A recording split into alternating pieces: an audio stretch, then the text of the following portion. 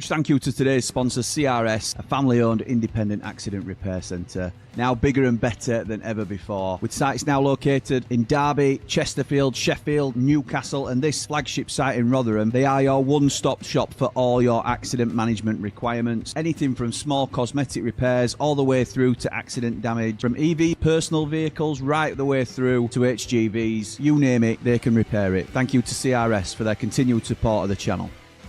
Now then, Blades, follow and subscribe to Blades Ramble.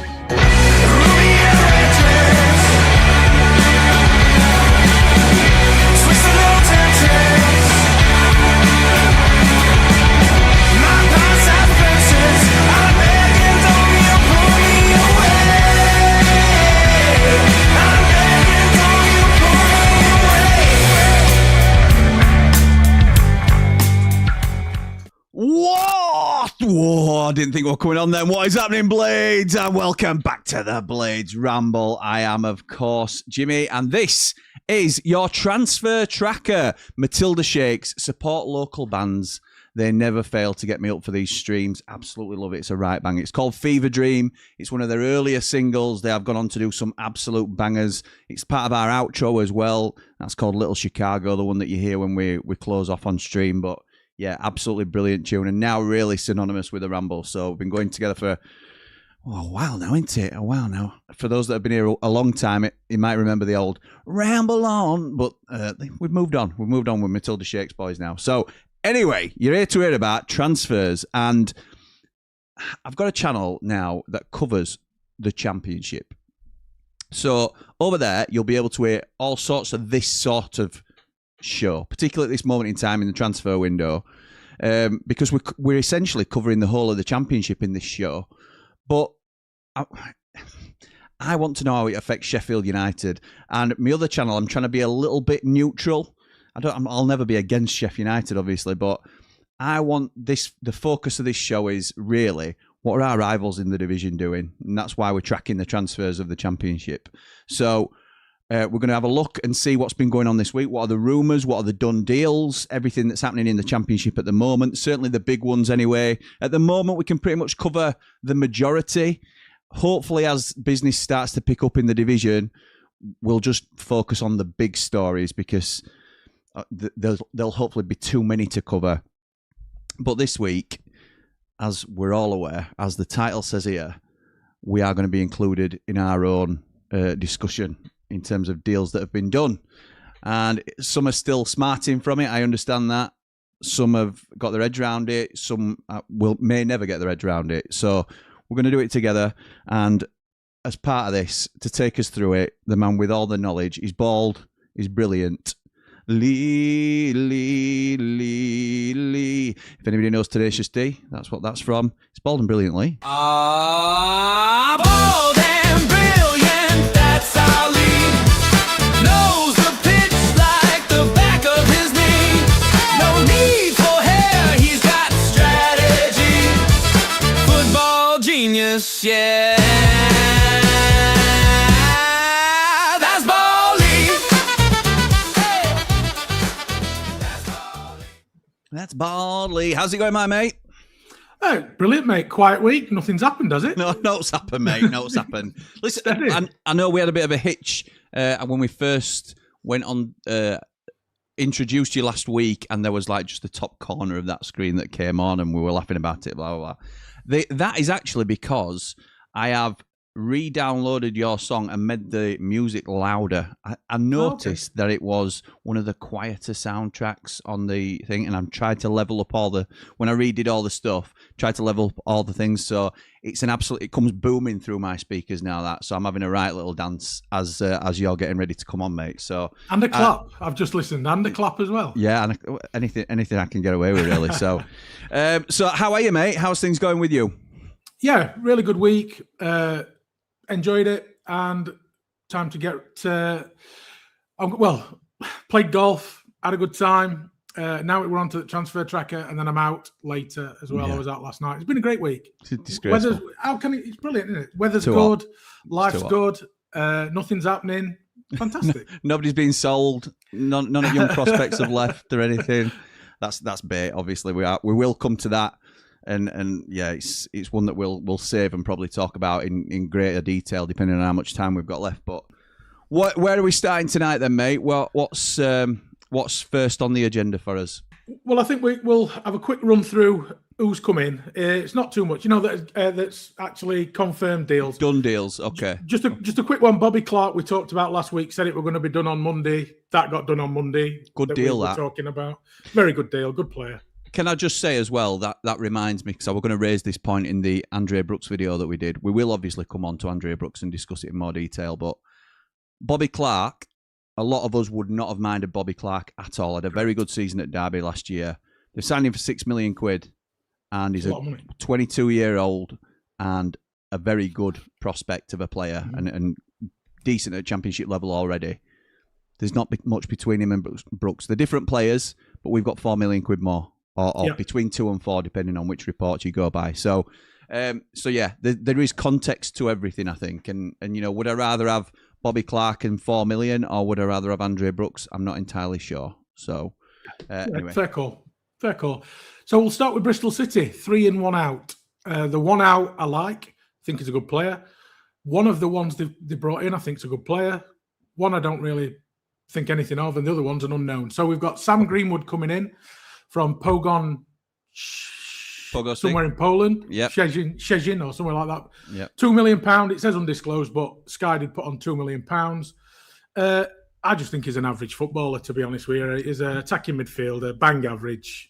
I didn't know for a minute. I apologise for doubting you there. I didn't know where you were going with it, because with you saying you liked one, you weren't sure on the other. I didn't know if you were going to actually surprise me and say you liked this player, because for me, bang average is right where it's at. I think he would be a good to very good League One player. I think he's very patchy at championship level. For those that aren't aware, Sam Greenwood came through at Leeds and went on loan, I think, to Borough and to Preston. And neither side, Preston had a good deal that they could have done on him, something like at £1.5 million. Chose not to do it, which tells you everything really. When and I don't mean this in a derogatory way to Preston, but if he was a top end championship player, then Preston would be snapping their hands off for £1.5 million because they would think they can obviously flip him or get a tune out of him. He ended up going abroad, like you said, to Pogo, whether they were somewhere in Poland. Yeah. And I just don't rate him, mate. I don't rate him. I think he's got a little bit about him every now and again. He's not a terrible player, but I don't think he's a meh. Yeah, he is. You know what I mean? He's just, you bring him in and you think, well, all right, he's just going to pad us out, Yeah, a bit Shackleton, in terms of that Leeds conveyor belt. Well, hopefully he'll be available more than Shackleton for Bristol City. Hopefully. But it one of them kids who had everybody were raving about him coming through. He was at Sunderland. Arsenal paid for him. From Arsenal, he went to Leeds and then came through at Leeds. And he's just flattered to deceive, really, in his career. It's a shame, really. So. But how old is he now, Lee? He's 24, I think. Oh, is he? So he's still young. It's been about a bit, hasn't he, for his age? It's a bit like Tom Cannon, deceptively young, really. Yeah, got about 190 league games, something like that. So he's played not played bad. a fair bit. It's not bad. Does it say how long deals for? Sorry. Does it say how long? It does, 4 year. Okay. All right. Yeah. So if they could probably double the money, couldn't they? If he has a good season, something like that. Yeah, they could. It's not. He'll start for them, won't he? So it's not. You're getting a starter at the championship level for £1.5 million, £2 million. I don't think it's terrible business. It's just I wouldn't be delighted if he were coming in to start for us. That's probably the best way to put it. Agreed. They brought in a young kid from Volendam, Gibson Yar. Yeah. I don't know how much. He was an Ajax boy.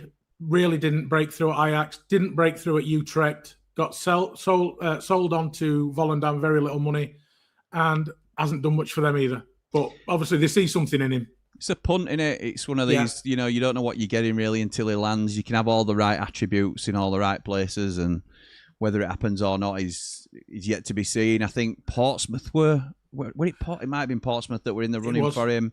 It was. And for whatever reason, that's not come off. I don't know whether he's knocked them back or whether they've pulled away. But Bristol City have got the deal done. And I think, is he like a CDM, the kids call it now, don't they? We'd call it like a holding midfielder. So let's say he's Samari, basically. He's what we had last year with Samari. Yeah. Who we might talk about shortly. We might. And the one that they brought in that we do like, and I know you like him, is Sam Tickle from Wigan. It's again undisclosed, but it was put in one of the tweets, £2 million, up to £2 million. It was a release figure in his contract, apparently. Yeah.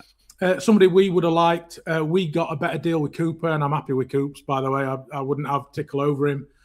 But if we'd have sold Coops when he was at his peak that we've had with him at the end of the first season, Tickle had been somebody I'd have been very happy if we went for. Yeah, absolutely. One of the better goalkeepers at League One level. I haven't seen an awful lot of him this last year, and from some reports he's fallen off a little bit, but obviously you retain...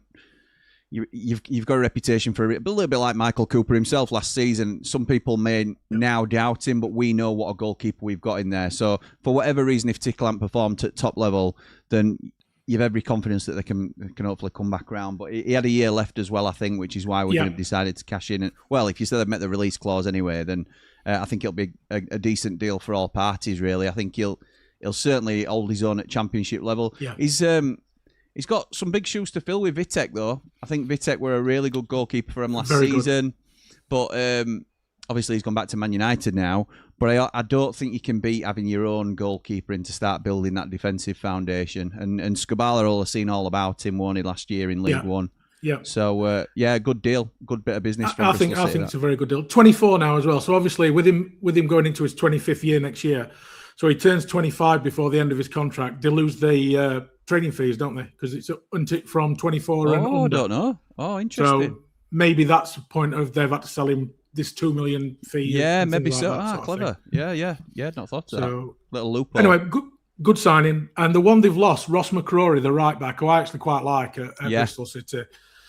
He's gone up to Rangers. This is undisclosed. I can't find a figure at all. I know we all like a bit of money to see how much they've gone around for. $2 million I've seen on this. Brilliant. That's a great signing for Rangers at £2 million. It's good business. To be honest, they're all like similar type deals. These for Bristol City, aren't they? They're like net $1.5 million, $2 million spent, I suppose. And they've got Sam Greenwood and Sam Tickle, and they've lost McCrory. So I don't know how much they paid for Yar. Minimal, I would have thought. Minimal. Yeah. So McCrory decent, underrated, I think, and went under radar a little bit in the league, but. Solid defender. I think Rangers have got a decent player there, to be honest. Yeah. So 28-year-old. Yeah. Oh, is he 28? 28. Ex-Rangers player as well. Yeah. Going back. I just think he's one of them. He's a good championship footballer. And if you've got him in your side and he's playing at right back, you just think, we don't have to worry about that. That's right. Let's look elsewhere. Solid. Happy days. Good player. So that's Bristol City sorted. Good start for Bristol City, really. Apart from him going out, the deal for Tickle, I think, is fantastic. I've got to be honest. So agreed.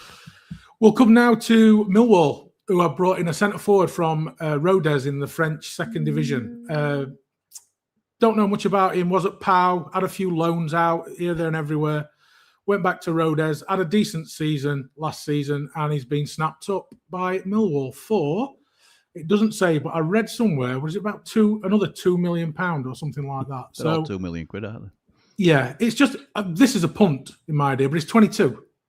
He's 22. He scored, I think, 14 last year in League Two. If he scores 10 next season, his value has doubled, hasn't it? Already as a centre forward, because they're expensive.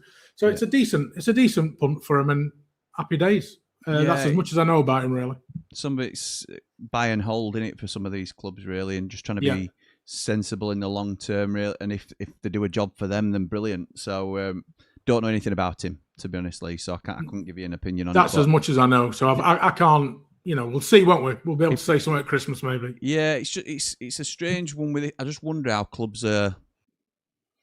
Because in years gone by, in like seasons previous, it wouldn't be too much of a shock to see this type of deal, particularly with teams that have sat on a little bit of money. And we know that Millwall got the Tanganga money, and there's been other big sales out of Millwall in recent years, a little bit like Norwich are using the Sargent money and the Nunes money, which we'll come to.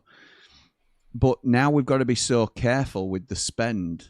I'm surprised to see that some of these frivolous deals are going off as much. So we'll wait and see how it pans out. But we also don't know the structure of the deal, do we? It could be a slow bleed of Could be a 20 500 games, grand 40 up front, games. couldn't it? Yeah. Exactly. Yeah. Exactly. And end of the day, like we say, if he turns around this season, gets 10 and gets sold for 3 million quid, they're happy, aren't they? That's right. It's a good deal. Absolutely right, mate. Fair. So we move on to Stoke. 2 in at Stoke and 1 out. Is it 1 out? No, 2 in at Stoke. Sorry. We've got the keeper, Josh Griffiths, coming over from West Brom, who's only coming to be number 2 because Big Vic. There's a little bit. They do a little bit of swapsies in this league sometimes, don't they? With backup goalkeepers. I don't. It's neither in or there, isn't it? Really. But we've got one that we didn't know what we had. We found out that we got a decent number 2 in the end. Yeah. And I think these are probably searching for a decent number 2 behind Victor, because when he was out last year, they didn't do that great. They had a keeper. They had what's his name in Bazunu, and he got injured, didn't he? Straight away, virtually. Yeah. So they brought Griffiths in. Yeah. I mean, he's played most of his football at Cheltenham. 45 games for West Brom, 65 goals conceded in 45. His records aren't great. Portsmouth, Bristol Rovers, Lincoln City. He's conceded more than he's played in all these clubs. So, apart from Cheltenham, he 45 in 50 at Cheltenham. So that was his. Maybe that's his level. Yeah. Maybe that's his level. And talk about the guy we do know. Yeah, shall we? Yeah, go for it, mate. Go for it. Big Jibril Samari. So they've splashed a bit of money out on him. We don't know how much, but hopefully it'll be less than what we were tied in to pay if we wanted to make him one of our players, which was £10 million, I think, something like that, 8 to 10. Yeah, we had an obligation to buy him for 10, didn't we? If we got promoted. So we knew with about 15 games to go, we weren't going to have to buy him. So at least there was that. We knew we were about 15 games gone. You mind 15 games to go? 5 gone, probably. But so Jibril Samari. In fact, I've had a message from a Stoke fan asking me to just give them a bit of an update as to what I think, and obviously, Lee, you can speak on what you think as well. But anybody that's played for United and has left on decent terms and hasn't sort of done the club down or anything like that, always wish him well. Obviously, I want us to do better than Stoke, but I don't wish the players any ill or the fans any ill or anything like that. So I would love Jibril Samari to go to Stoke and have a really good season and prove to be a good signing for him, because he tried for us. He tried, but I think if they've paid what's rumoured to be £3.5-4 million quid for Jibril Samari, Braga have had their pants down. So he's not that player. He's not. He's an athlete. When I say he's an athlete, I mean he gets up and down the pitch. He's not strong particularly.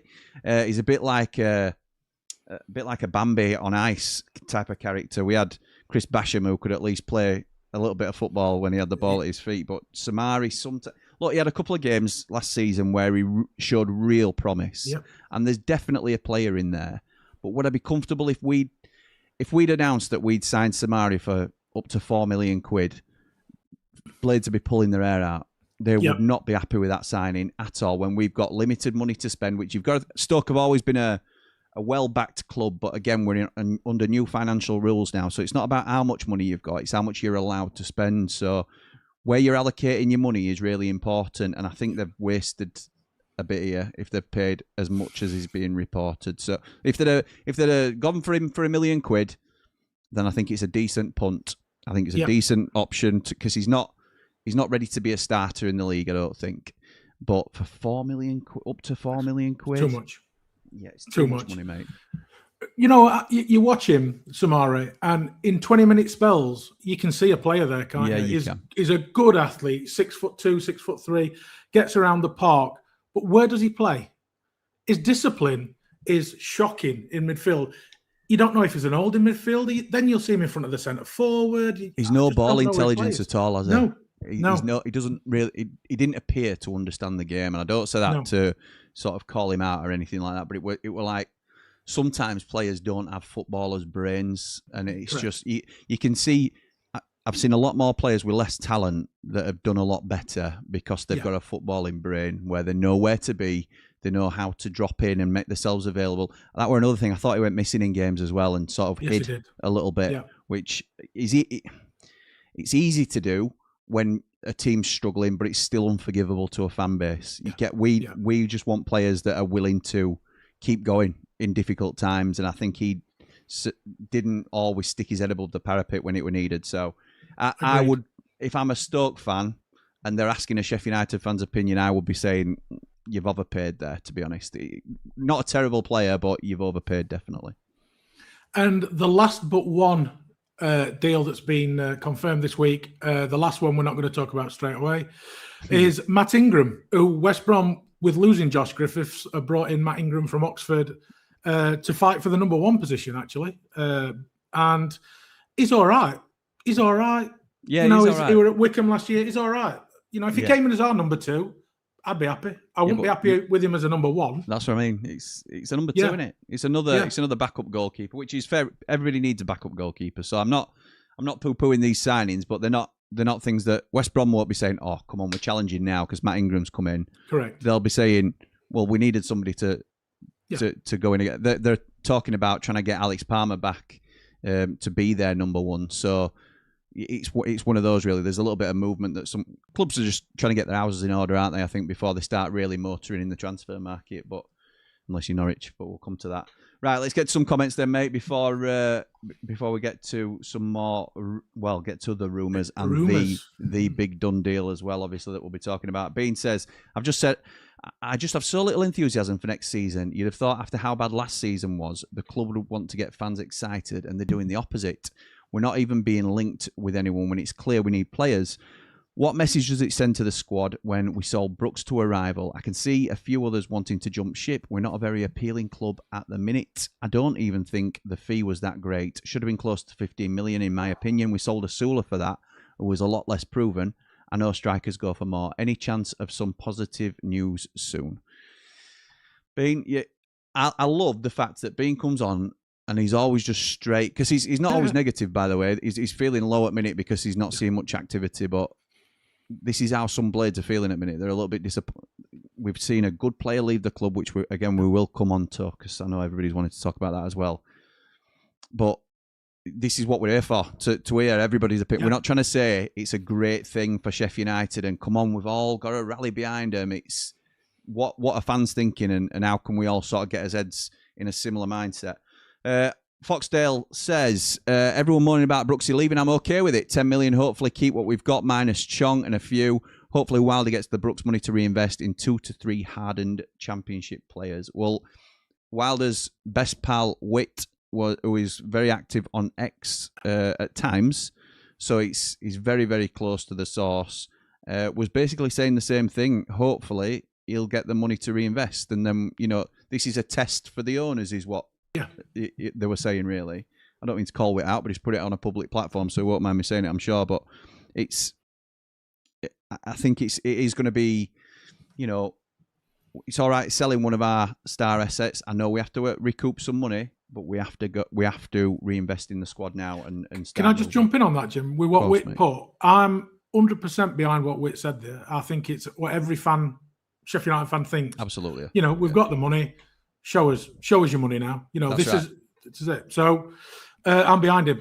I'm all for it. Yeah, that's part of it, isn't it? Luke says, Asula went for 10 mil. It's 15 mil with add-ons, and I think the last 12 months has shown Asula to be ahead of Brooks. Yeah, Asula's gone on to do very well. Better than certainly than I thought he was going to be.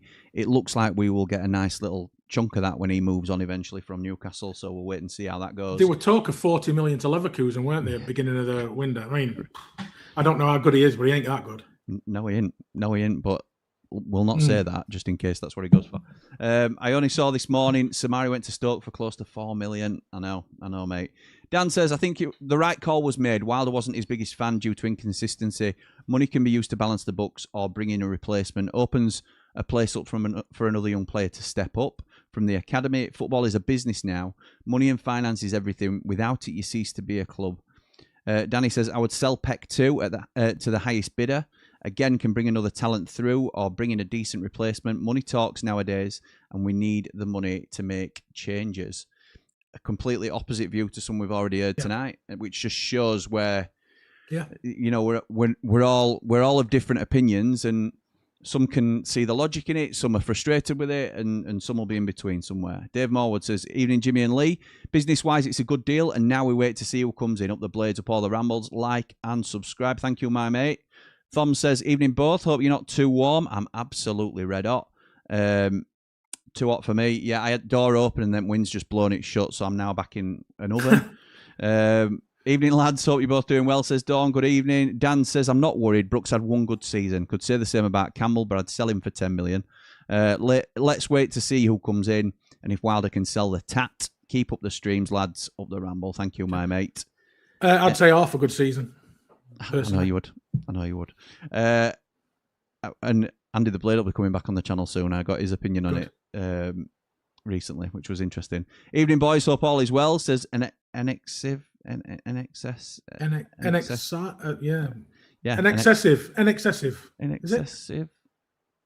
maybe an excessive. Ryan says, any news on Bobby Decordova-Reid coming to the lane? Hope not. Hope not. He's about 38 now, isn't he? I've not heard that one right, and I don't want to hear that one, to be honest. So we'll see. It's Eyebrow Lee. There's no need for that. There's no need.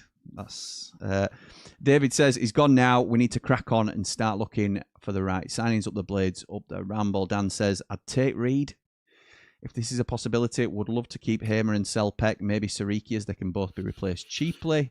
I don't know. 8 mil plus 6 goals and 1 assist. For 6 goals and 1 assist is more than we should have got, if I'm honest. Andrea Brooks still has much to prove at that value. John says, afternoon all, thank God for the aircon this week. I'm glad you've got it, mate. I'm glad you've got it. Banging soundtrack. Does Lee think Wilder could be the second best manager in the league next season? Second to Nuno. And is that good for us? I think Wilder's the best manager in this league. Well, put it this way, no, I'll rephrase that. He's the best manager for us. For Sheffield United. And that's all that I'm bothered about. Yeah, and that's the only barometer we need. That's the only scale we need. So, yeah, I'm with you, mate. If you'd have asked me at the end of last season, out of Brooks, Sariki, Hamer or Peck, which I'd sell, I'd have said Brooks. No against him, but other three are top in this league. Good money for Brooks. Overreaction from some, in my opinion, says Joe.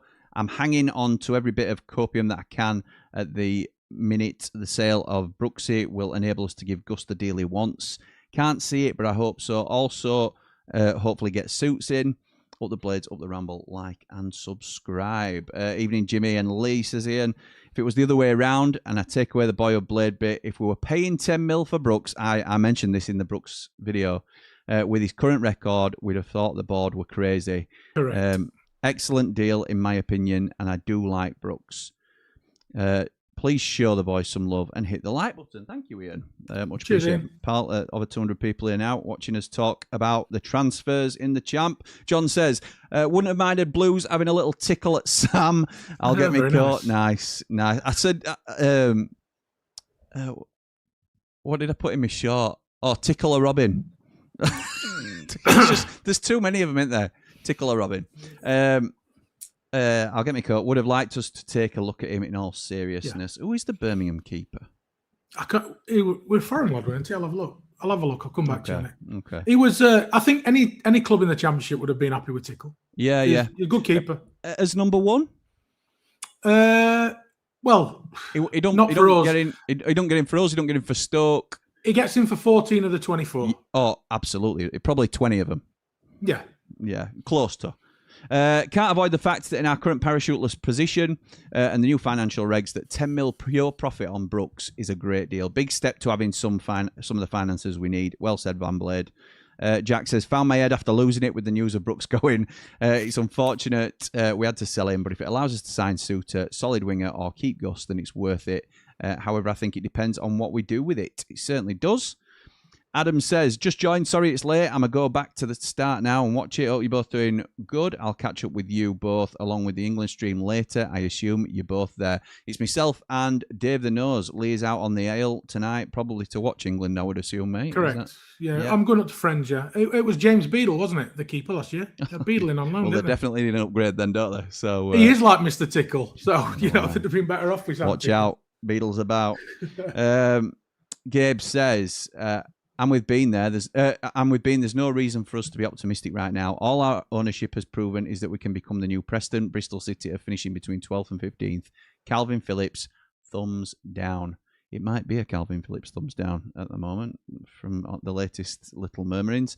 Agree with Van Blade, says Joe. He was the one I'd have sold out of the big four. that have been touted to be sold. Brilliant money for him. Also worth noting that if we'd have signed Brooks for 10 million last summer and got the output he gave us last season, we'd have been up in arms for signing him. We've really done well with the money we've got. I think so too. John says West Brom are skint, so no surprise their chairman's comments this week also. Haven't heard the chairman's comments, John. No. They can't be that skint because they've spent some money in last week or two. They brought a striker in from Falkirk. The guy from Chelsea. Jimmy J. Morgan. So they've spent about 3.5 million, I think, in last week. So they're not. I'm not saying they're flush, but they're not brassic completely. Andrew says, I said before the end of the season the club would need to raise 30 mil plus to allow Wilder some money to rebuild. That means top dollar for Peck and a good amount for Gus if he won't re-sign now Brooks has gone. Jack says, I'm behind Wilder this season and summer and big summer from the owners to show us what they're about and how serious they are, and I'm hoping it's for the positive. I'm not going to go over all ground because me and Lee, we didn't butt heads on it last week, but I think we've got a difference of opinion on and I don't want people to think I'm taking up a false position here, because this is genuinely how I think, but I don't. They made a horrendous error, which I could, if I wanted to, I could keep my head in that horrendous error and not take my head out of it and never sort of forgive them for it, really. Other than that, I'm backing the wrong man, which Lee rightly said last week. I don't know what, since bringing Wilder back, even backing the wrong man, showing that you're willing to front up with the cash, then sacking him after 6 games and bringing Chris Wilder back. I don't really know what else they could have done at this moment in time to show us that they are willing to put their hands on. That has to continue now, because we need the owners to back us financially now that parachutes have gone. Yep. And we have sold a key asset this week. Again, we will be coming to it. So again, I'm not going to open that can of worms, but I'm of the opinion that it's a wait and see on the ownership, whereas others are like, crack the whip, come on now, stick your hand in your pocket sort of thing. I can understand both and that's my side of the bench. I'm on that side. Yeah, that's fair. Gabe with a 279 super chat says, up the Blades, up the Jim Bob, up the Lee. Thank you, my mate. Cheers, mate. Very much appreciated. Gabe, the second ever Rambler, by the way. Wow. Gabe, to Rob Kerr, who was the first. Van Blade has gifted a membership. Thank you, Van Blade. Very much appreciated, my mate. And John Merrill, the Birmingham fan, has received that. We only have Allsoppers number 2 after Jeremy Beadle went back to Brighton. Yeah. With regards to Campbell, he looks to have shed some timber and looks very fit. Hopefully he's very committed. He did last season at York, though. He looked good pre-season. To be honest, that's only one level of commitment into it. If he's committed, then he'll sign a contract, because that's the basic level to come back fit. Yeah, it is. It's Ian's right in terms of, it's good to see him like that, but it should be the minimum expectation. Yep. So I'm pleased he's been working hard over the summer. You've seen a lot of play, and you always see players working hard. We've seen training videos of Gus, and he still might come back a little bit overweight or whatever it might be. But Campbell, in terms of he might be committed to getting fit, but he is now in the last year of his deal, so he is. Yeah. It could potentially just be a shop window season for him. So that's commitment to himself at the moment. Yeah, even if he sees the season for us, Jim, because with a season left, and if you know he's not going to sign, we've got to look to get some money back for him. I'm sure we will. That's the thing. Yeah. So I think there will be a time limit for him. Yeah. There'll be a cut-off period. BFC says, evening guys, looking forward to watching your channel again. Now we're back together in the Championship. Hopefully we see you and Joe chatting again on the channel. Up the Clarets, up the Blades. Love talking with Joe from Turfcast. No problem with that at all.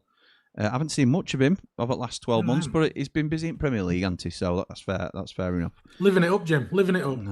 I know. At the wrong end of the table. We've all been there, though, mate. We've all been there. Yeah, we have. Yeah. It's one of fleetingly. Yeah, and not so enjoyable, to be honest. Papa Blade says, "Hi lads, I really hope we replaced with round the outside wingers, round the outside, who create havoc with crosses that Big Pat will feed off.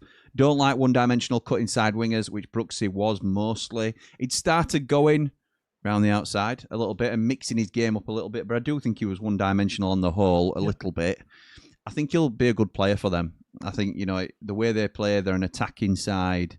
I think he could flourish there a little bit, to be honest. And we will come on to Brooksy. I don't mean to keep teasing it. So I think that though, Jim, you know, we're talking about wingers that'll go around the outside. It depends on the formation we play, because if we play 4-2-3-1, we'll have inside forwards. We won't play with wingers. It'll be left to the fullbacks again to get around the outside, around the outside, around the outside.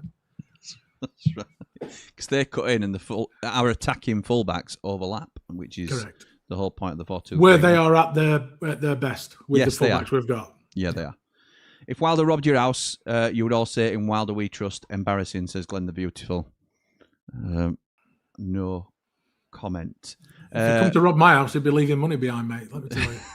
Phil says, I'm sad to see Brooks go to a rival. Clement is a very good manager, he is, and we'll get a lot out of him up the Ramble. Would you take Lewis Wing, says Gabe? No, thank you.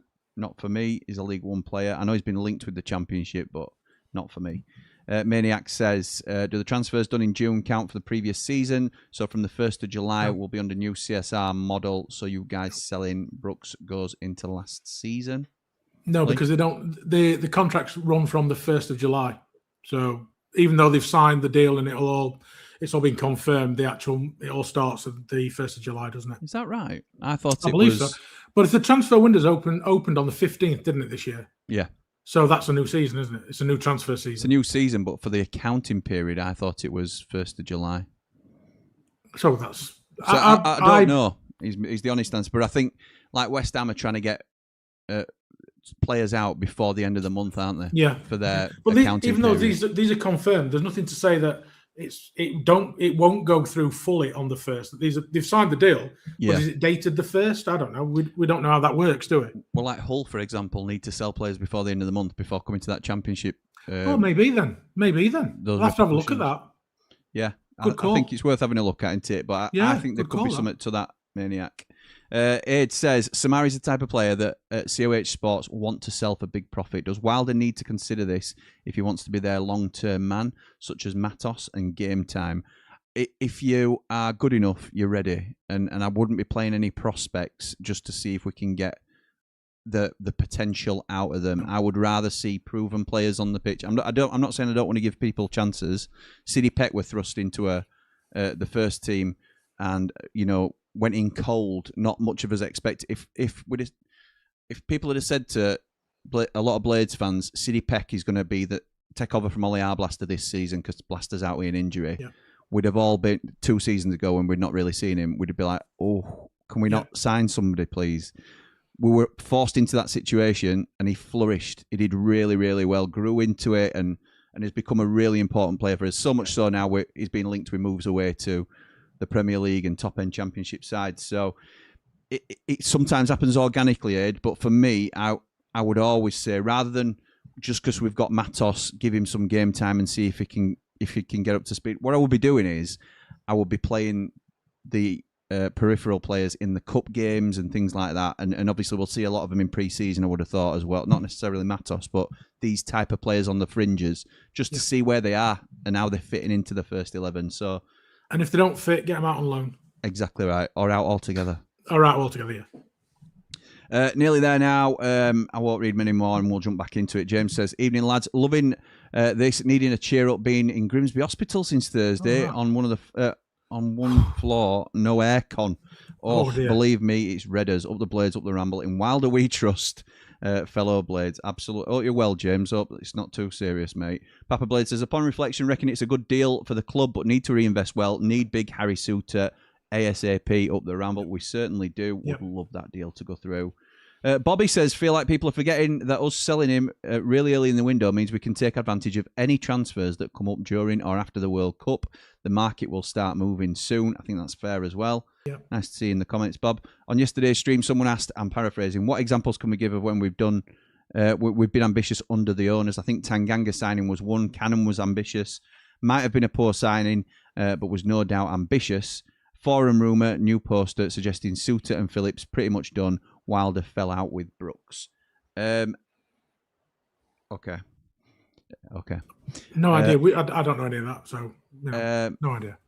I think Suter is on the list. I think Phillips was definitely on the list. I'm not so sure whether we are. I'm not so sure at the minute. There might be a little bit of a hitch in that, but we'll see. We'll see. Get ready for another bad season, says Positive John. As a Norwich fan, what can we expect from Andre Brooks, says Ben. We will cover it, pal, don't worry. Many thanks for the membership, Van Blade. It depends. You can do the deal now before the 1st of July. It would be in last year's PSR rules. Our deal with Solis, we said the deal takes effect from the 1st of July under the new SCR rules. Okay. So it's deal by deal then. Deal by deal, isn't it? Yeah, it is. Yeah, and what fits really, which is I like that flexibility for the clubs, I suppose, to get themselves out of bother. Have you got any fans, coaches, or anything we can borrow as a manager for a year or so? As we can't seem to find one, we'll be coming to that. Alan Nill's free, but I think he might have retired. I think he might have done. If it follows the trend, he'll probably turn him down anyway. Apologies, but that's what's been happening, I think. Matt says, hey guys, hope it's warm enough for you. Just want to say, hope your dad's doing okay, Jimmy. Lost my dad just over 2 years ago, so I know how he feels. Hope you and the rest of the family are doing okay too, up all the rambles. Matt, thank you so much for that. And I'm sorry for your loss, mate. He's doing okay. He's doing okay. And my Aunt Sal, Eki out Sal, is also doing well. I spoke to them both yesterday. And they're good. They're good. I'm hoping to get my dad back on channel soon, but it's tying him down is tricky. What I do think finding out when he's in this country, isn't it? Whenever he's at home. That's the problem. One of the things that I've spent a lot of time today working out like next season's programming and stuff like that for the Ramble. And one of the new shows we're going to be doing is called The Fallout, which is just a sort of a 5 to 10 minute snapshot after the game of an immediate match reaction. Because then we're going to save 90 after 90 till the following night.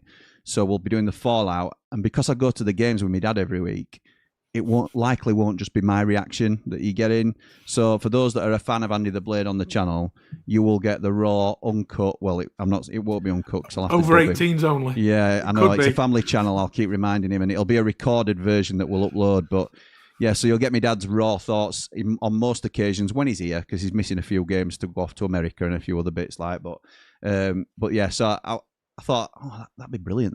That'll be really good to get my dad's like post match straight away. And Sal, if she's in back, because she doesn't normally put anything on, does she? She don't like to speak. No season ticket. She's not renewed. What? Dear I've tried. I know. I would like to see Suter at Cov next season. Decent player. Hands off. Yeah, I wouldn't like to see him at Cov. And Ramble blocked. I wouldn't either. Right, Lee, I'm at the end of the comments. Thank you for being patient with me with that. Let's start it. Let's jump into rumours there. Right, let's fly through some rumours. Jebbo. Going everywhere. Absolutely everywhere. Dan Jebison. Hull. Norwich. Portsmouth, Blackburn, Middlesbrough, Birmingham, Ipswich. Techham is rubbish. Absolutely terrible. He's got everything you want to be a footballer apart from ability and a brain. So, that's harsh. That's harsh. So, if you want him, I'd rather him stay in our division and play for a team that we can beat, because it's like playing with 10 men. Look, we do sound bitter. He's one of these players that I don't rate him. Never did, Jim. Never left under a bit of a cloud. I think he thought a bit more highly of himself than a lot of fans tended to think of it. I don't, that's probably again a bit unfair of me to say. We have to say as well, he did score the winner against us for Preston this season, so he had the last laugh in a lot of ways. It's his shoulder. It's his shoulder, isn't it? Yeah, but he scored winner for him, and yeah, he's now, after getting his big Premier League move, he's now likely to go. I think Blackburn are the favoured side to get him, who just scraped away from relegation last season. Preston didn't want him back on loan. Preston, who perennial mid-table championship side. Again, no offence to Preston fans, but and an Eki boy. Yeah, he's an Eki boy. Brought him through, didn't he? Yeah, he did. Dan Jebbo, how's your big move gone? Really, I suppose. So don't rate him really. I think he's an okay championship striker as a rotation option for lower end at division. I don't think League 2 footballer at best. Well, I'm trying to be nice. I'm I'm just trying to be honest. You got to be honest, don't you? And I'd never rated him. Good luck. Right, moving on. Wow. Divin Mbama, Man City to Blackburn. This is Now. the other option. Now, this is a serious footballer. I like this him. kid. Yeah, I like me too. him. Having Me said too. that he didn't pull up many. Were he at Stoke last season? He was. He went West Ham. He was at, weren't he? Went to Man City when his contract came Ran up. out. Yeah. Went They to Man loaned City. him. Man City loaned him out to Stoke, and he was okay. But he's Yeah. young. He's still young, isn't he? He's 19, I think, 20-year-old. So how can we just rinse Jebo for going out to Preston and not doing it? And Mbama, who we like, has gone to Stoke and not really done it. And yet we're like, ooh, now then, he's a good player. So Because we've seen Jebo. Because we've seen Jebo play. We've seen both of them, to be fair, and that's probably why you can make that determination. But I do like him. I think he's got a lot of the right tools. I think he's strong, he's quick, he leads the line well. He can play in a 1 or a 2. I don't mind him at all. If it was somebody that we were having a look at, I would be quite pleased with. We're not after a striker at the minute, so I'm not saying advocating for us doing that. But if he was on the market and we just sold Tom Cannon or something like that, and then I would be interested in him being one of our targets, because I think he can give you some a bit different, and I think he's one of them that will find his feet at some point in this division and kick on. Because at 21's level for West Ham, this kid was incredible. He was the next big. There's a reason Man City picked you up. It's not just because you're all right. And they've picked him up later than they would. Man City go after best 14, 15, 16-year-olds and pluck them from academies. This kid were 19 I think, when West Ham Man City picked him up. So he's no mug, and I think he will do well. It were a bit of a coup for Stoke to get him, and it just never really got put together. So Blackburn, Poor side though, weren't they? Poor side Stoke last year. But so Blackburn at minute. So they've got a lot of work to do to turn that around. So we'll see. Could be a bit of a shrewd one for Blackburn if he signs for them. So Lewis Dobbin, Aston Villa to Middlesbrough or West Brom. I can't see him going to West Brom. I can see him going to Middlesbrough. I can see him going to Middlesbrough because they're loan, by the way. It's a loan. They're about. Oh, right, okay. We're going to say they're about to have a big cash injection, aren't they? With Hayden Hackney leaving, and I think Dale Fry will possibly go. I don't know if we'll come to those two, but I've seen not today.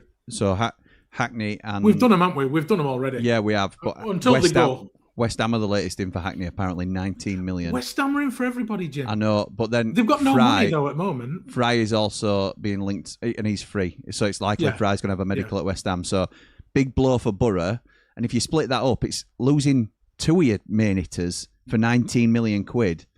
Ain't great business, really. We'll see how that goes. Obviously, there's still Premier League offers on table for Hackney as well, so there might be a bit of agent posturing there. But yeah, just back to Lewis Dobbin. It was linked to United earlier on in the window. On, we're still very early in the window, but I like him. He had a good season at Preston. I think he got into double figures for goals and assists. So goal contributions, as they're known, I suppose nowadays. So.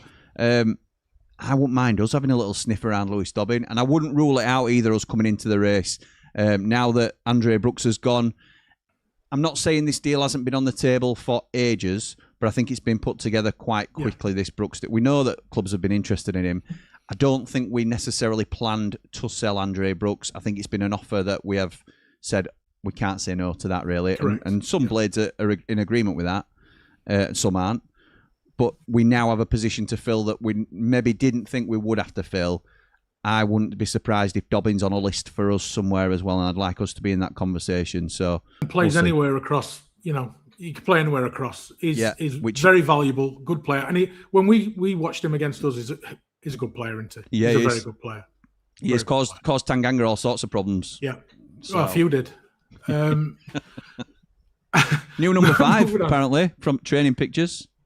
What, we're getting one?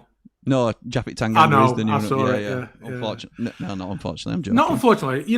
With somebody like Suter at side him, he might turn into the player we thought we'd signed. It also annoyed me that we had a centre back wearing number 2. It's not right, is it? So. No, it's not. But it's the least of his worries, really. Last season. It is. But first world problems, I suppose.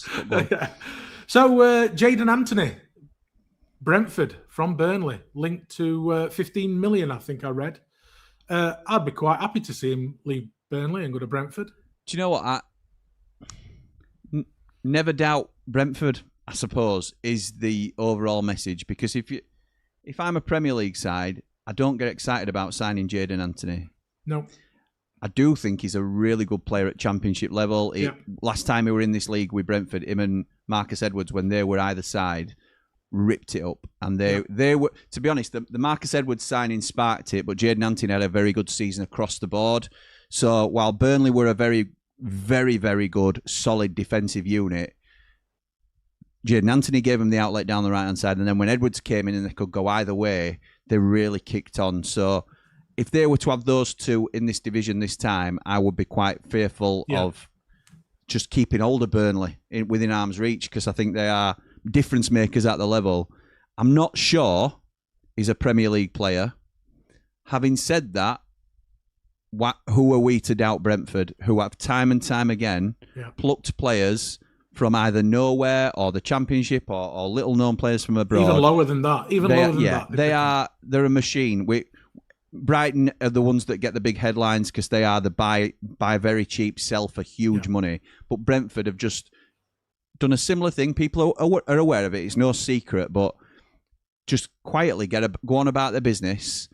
Keith Andrews came in, no fanfare at all as manager, replacing Thomas Frank, who'd been very successful there. I thought they might struggle. But really, you're just lifting a piece out of the machine and replacing it with another cog, aren't you? Not that Keith Andrews doesn't have any impact on them at all, but I think they are so well structured as a football club that they are, I wouldn't be excited if I'm a Brentford fan to see Jadon Anthony linked, but I'm not daft enough to say, what are Brentford doing? It's a ridiculous shout. You took the words out of my mouth, Jim, about the structure. It's what I was going to say about how well structured they are. You were kissing. Well, I'm not going to do that, Jim. So, comment names in the comments who sang that. It's just such a well-run club from top to bottom, Brentford. For how small a club it is to be punching above the weight, brilliant. And a lot of clubs, including ourselves, could take a look at that and see how to do it. There'll be people again underestimating them this season. There'll be people saying they're going to be one at ones to go down. And every year, mate, every year. Is it this year that Brentford, the bubble burst? Well, it never looks like it, does it? No, it don't. It never looks like it. No, so well done to him. And Dan Neil, the ever-running Dan Neil that's been going on since May. Southampton, Hull, Middlesbrough. It looks like he's going to Southampton on a free. They seem to be getting further down the line with him than anybody else. So, I've no idea. They've probably seen him play quite a bit with the scouts, if you know what I mean. So they'll have a bit of inside info on him. Done their own work. Yeah, exactly. Yeah, sure they have. So it looks like he's on his way to Southampton again. He's all right. Yeah, all right. Thank you for that. I was going to say, what do you think of him? Because I've said my bit, and I don't want to be too harsh on this because I do think he's a good player, a good Championship player. One of your sayings, at the level. At the level. I need to stop. I were aware of me saying, somebody called me out for saying it. And you were doing it the other day. I was laughing. I've been aware of it since, and I was like, oh, no. I think he's a good Championship player. What people tend to sort of, I think where people get confused is he was Sunderland's captain in the Championship. Yep. And they got promoted through the playoffs, beating us, obviously. So I think with that comes a bit of kudos. I don't think he was that much of an inspirational figure for them in their promotion. I think he was a good player for them, as I say. But it's a little bit like Hull's story in terms of, if we'd assigned, it's like Regan Slater, I suppose, or somebody like that, where, yes, a good player. But then they go into the Premier League with Dan Neil. He was their club captain, and then he's not featured at all. Dropped him, didn't they? Well, as they did for a lot of their players, and it's proven successful for Sunderland. They've moved in front of the playing squad that they had, and you have to do that sometimes to survive. And Sunderland have got Europe now, so they've done it right. But then they make him available for Ipswich. Ipswich take him on loan after a little bit of a a wrestling match for who could get him. Didn't we have a sniff, Jim? Didn't we have a sniff? Yeah, we were looking at him as well. Yeah, we were, and I think it was before Calvin Phillips came in. Yeah, and he went to Ipswich and hardly played. And I know Ipswich went up, and you sometimes just need some people behind as reliable backups or to push. They're all important roles. But if he was a key player at this level, it would have been pivotal in that Southampton promotion. You look at other players that have come, like we said, Marcus Edwards the season before, who came in at Burnley, made that difference to make him a challenger for the title. I don't think Dan Neil was a difference maker for Ipswich, because I don't think he's a top championship player. I think he's a good championship player, which, don't get me wrong, if he rocked up at Bramall Lane, I'd be happy to have him in the squad. Yeah. But I don't think he necessarily starts in front of Ollie Arblaster. No. It depends as well. Probably Rothwell. Probably Rothwell. But, you know, it's one of them, really. We don't know what Joe Rothwell we're going to see, because if we see the Joe Rothwell from Leeds 12 months ago, then he don't get in front of him either. So it'd be decent in our squad. I'd like him in our squad. I don't mean to sort of do the lad down, but I think there's been a lot of fanfare about him because he won one of the early free transfers that people think, oh, Southampton are getting a steal by getting Dan Neil. You know, I don't know if they are, to be honest. I think they've lost Will Smallbone on a free, who I think is just as good a player as Dan Neil, personally. So Reyes Cleary, somebody. So these are actually Jim's research. These ones that are coming up now. It's a first, so I've had to do some quick research on these. So Reyes Cleary to Millwall. Very strong rumours suggest the Lions have secured the services of Barnsley's talented winger, somebody that we have definitely had a look at, but they were overpriced. Basically, it was overpriced, and we weren't willing to pay the price. I think that's fair to say, isn't it? I think it is fair to say. It was by a lot of reports, and I can't confirm this. I've just heard people say it. It was in the building in January. Where we were close to pushing the button on him, but I don't think we could quite get there with Barnsley on the price. Obviously, Palomine, big Barnsley fan, Carl Fowler is a huge fan of this lad. There were some. Look, if you talk to Carl, he'll still tell you his second coming of Ryan Giggs, but there was some concerns from Barnsley fans that he'd down tools towards second half of the season, like his head had been turned a little bit. That would concern me slightly. Having said that, to get a young prospect winger from the league below that's done really well for his side, played very well against Liverpool in the Cup, I wouldn't mind him turning up at Sheffield United at all. So if Millwall have put the money down on the table to get him, then fair enough. And you know, I don't know how much that is, you see, because with these new rules and with, you know, whatever Barnsley's financial situation is, if it's 5 or 6 million quid, you can have him. I'm out. Yeah. If it's 2.5, 3 million quid, then well, why aren't we at the table? So it depends on at what level they've gone in at, because I genuinely don't know. But Cal says or seems to think that it's close, that Millwall are going to be the ones to take him, and he's buzzing about it. So we'll move on to Abdul Fatou, who is being linked with, of course they're being linked with, West Ham.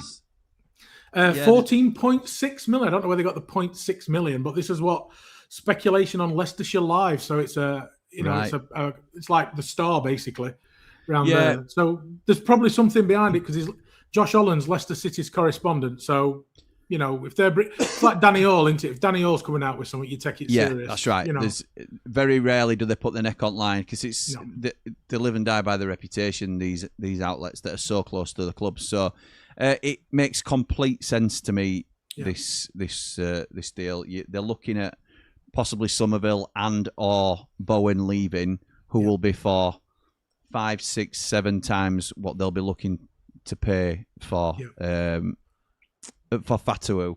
Dave the Nose is the Rambler that stands out whenever Fatou is mentioned. He is a huge fan of the Leicester winger. Admits that he would have liked to have United in some context to have had some sort of sniff, but also admits that with the season we had and where we finished, it were unlikely that we were ever going to get anywhere near it. To go to someone like West Ham, I think it fits for me. I think they'll have to do some business first, possibly. I'd like us to be in and around Harry Souttar before somebody slaps down 15 million quid or wherever it's going to be in front of Leicester. So let's get our business sorted out quickly if we're going to do that. But I think it'd be a good signing for West Ham, and I think in a better team, he would perform well, because he played okay for him in Premier League, and came down, didn't quite look the same. And I'm always wary of players' attitudes when that's the case. but by all accounts, the dressing room is broken or was broken at Leicester City. So sometimes still it can be a 16 hard thing goal to involvements though, Jim, in a poor season. Yeah, exactly. Yeah, in a side that got relegated. Yeah, So it's not bad at all. Decent player. Well, good player actually. Good player. Next one, Fabrizio Romano is saying that Zetterstrom from Derby, the keeper, is being linked away to, I think it was Leeds and Wolves, was it? Oh, and Eintracht Frankfurt. He's a good goalkeeper. He is. We don't need one. So for us, no, we don't. No, we don't. But again, somebody, if he came into the lane, say we sell Cooper and you got him, I'd be very happy. I think he's a very good keeper. I think he'll go for big money as well. I think it's now recognised how good a goalkeeper he is at the level. So at the level, there we go again. But Derby have got a good player there, and they'll know it as well. So it's, if somebody's going to get him out, they will have to pay the money. And I think, will Wolves want to? They won't want to sell to Wolves because Derby will. We said this, and we've sold to Norwich. We're also going to be a promotional rival, hopefully. Derby will be in the same boat with Wolves. Won't want to, but sometimes you get an offer you can't turn down. Yeah. So we'll wait and see what comes of that. I think it's more likely that he possibly gets a move either abroad or to the Premier League. Yeah. It's rare that you get these Andre Brooks deals, championship club to championship club, unless it is the parachute teams flexing their muscles, which might happen in this case. I think it'd be a good signing for Wolves, but I think it'd be a great signing for Leeds, Jim. Yeah, I do. I think it'd be a very good signing for Leeds. Well, they've been relying on Carl Darlow, haven't they? Yeah. This last season. And he's been linked with Man United, hasn't he? He's just turned him down, I think, and about to sign a 2-year deal with Leeds. But good move. He's a good goalkeeper, Carl Darlow, and he's a bit like a fine wine. But at 35, you don't want him to be a main man for much longer, do you? So there has to be a production line somewhere, and they've got rid of Melier. So done. Zetterstrom would be a good signing, I think. Yeah, and a good goalkeeper. Definitely, and again, this has been put on the Derbyshire Live. Lee Curtis, Derby County writer. So there's going to be something behind it again. You know, this is not just paper talk. You know, well, it is paper talk, isn't it? Sorry. Basically, if that's where I'm getting the information from. Shea Charles, somebody we do like, good player. Leeds United submitted an improved bid, believed to be around £25 million. It's rare this, because we shouldn't like him as. I'm not saying obviously we never speak for all Blades fans, but I know whenever I've spoken to you about it and whenever they speak to other Blades about it, nobody really has a bad word to say about him, even though he's played for Wednesday. So we should normally, if that's happened in a player's career, it'd be, where's that piggy off to? Where's that so and so? It's like you can have grown-up conversations about Shea Charles and what an actual good player he is. I know there was a link to talent's talent. It is, it is, and I suppose it's maybe because he flirted with Sheffield United at one stage as well, coming on loan to us. He's a very, very good player. A very good player. I really like him at the level. We discussed it in Proper Football, actually, just recently. How much of a difference is there in terms of value between Shea Charles and Hayden Hackney? Hayden Hackney is quite widely recognised as the best midfielder in the Championship. But we're talking about now that Hackney might go for 19 and Shea Charles might be 25 million to Leeds. So contract length's a lot to do with that. Contract length, I'll take that. Yeah. I'll take that. But does Shea Charles translate better to the Premier League? I don't know. It depends what side you're playing for, I suppose. Because it does. Yeah, Shea Charles has definitely got the legs to be an athlete at Premier League. I think he'd be a really good signing for Leeds. Leeds have just signed. Shea Charles plays for Leeds, straight in their first team. Yeah, he does. Aidan Hackney gets into Aston Villa's first team. Shea Charles doesn't. You know, levels. I'm talking about the team levels. Yeah, you're right. You're right. But if Aidan Hackney rocks up at a Fulham, then does he look better than Shea Charles does at Leeds? It depends on your environment and the players that you're surrounded by, I think. So, but Leeds getting Harry Wilson on a free, Shea Charles now potentially 20-25 million quid. That is really good business. That is solidifying yourself in the Premier League. That's starting to build those foundations into it for a really good side. So, it stings a little bit, but I think he's ready for a Premier League move and test himself at that higher level. And good luck to the kid. Well, talking as you said there about a piggy moving, and I know they're not in our division, but he's moving into our division. Is Svante Ingolson? Yeah. I'm not a huge fan. I'm not a No, I huge don't. fan. He's got a long throw and he kicks folk. I'm not bothered. To be honest, £1 million apparently to Stoke, isn't it? That's the murmurings. And best of a very, very bad bunch. I think that's fair. Apart from the keeper was very good. Yeah, player. well, he didn't play half at season though, did he? So whenever we've seen him, keeper's been injured. So they'll lose the keeper because they need to lose. They'd lose the keeper if they were still a Championship side. That's nothing to do with us taking Mick out of Wednesday. But Dion Charles is destined for probably the Premier League at some stage. Yeah. So, but nobody else in their squad is. So Svante Ingolson looked okay at times in a Championship side that was the worst ever to play in the division. So just because you look like the best, you've got to sometimes look at it's a levels thing, isn't it? And I honestly look, it's not a big outlay for Stoke, so what are they losing really? But it's another pad for me, and I think it's two quite uninspiring signings for Stoke, if I'm honest. Yep. So I'm not getting him any more talk about it. A couple of the Wednesday fans I've spoke to about it aren't bothered. So it just tells you, which tells you exactly what you need to know, doesn't it? Yeah. They'll be more excited about some of the lads they're bringing in because they are starting to bring in younger lads and stuff like this and spend a little bit of cash. But it's a Championship talk and about Sheffield United, so we'll move away because they're not in it, are they? Don't need to talk about cheats. Irrelevant. Yeah. Ethan Galbraith, somebody that I like, my family like. He could be off to Stoke. Now, that would be a good signing. I would have him in our side. For the fact he's a bit like a Shackleton, but a lot better than Shackleton. Right back, right wing, centre versatile, isn't he? Very versatile. Really good player. My uncle, who's a Leyton Orient season ticket holder, has been for years. Says he's one of the best players he's seen there in a long time. We're sad to see him go. Swansea did a good deal for Leyton Orient, and now Stoke are going to test them to take him. But also Wrexham are interested in him, and Wrexham have got a lot of money that they can. And Swansea do sell. Swansea sell. No issues. Yeah, they will. They'll sell Galbraith. They'll sell Vipotnik, I think, Swansea.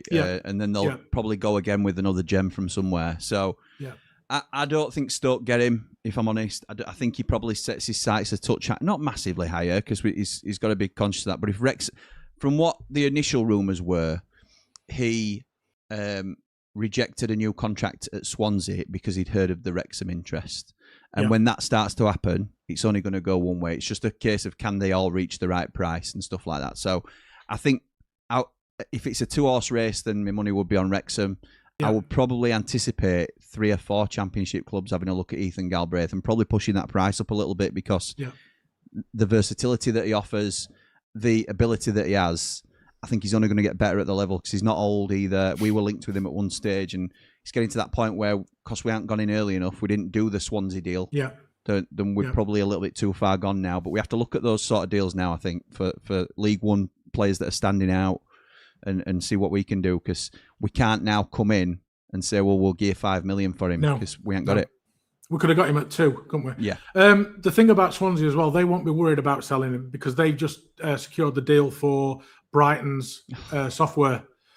So you have to put yourself forward to Brighton and Brighton have to select you and then you pay Brighton because there's that many people that want it. And Swansea are now using Brighton's software for bringing players in. Yeah. That's a bit scary, that, because they do well anyway with incoming Swansea. Jamestown Analytics. So, we did a little piece on this over on the Jimmy Smith EFL channel, and I don't like it. As a rival, a fan of a rival club, I don't like it. For somebody who's shopping in the same market as Swansea, the only thing I could probably take from it is maybe copying their own work a little bit because they have pitched to Brighton, got the Brighton access to the Brighton scouting network, essentially, which everybody lauds. Last season, they'd sort of contracted it out to Ipswich, who went and did some decent deals and then went on to get promoted. As soon as they got promoted, they took it off Ipswich. Yeah, they did. Yeah, of course they did, because it's theirs, and they don't want to be a rival now. So they won't obviously advocate a rival using it.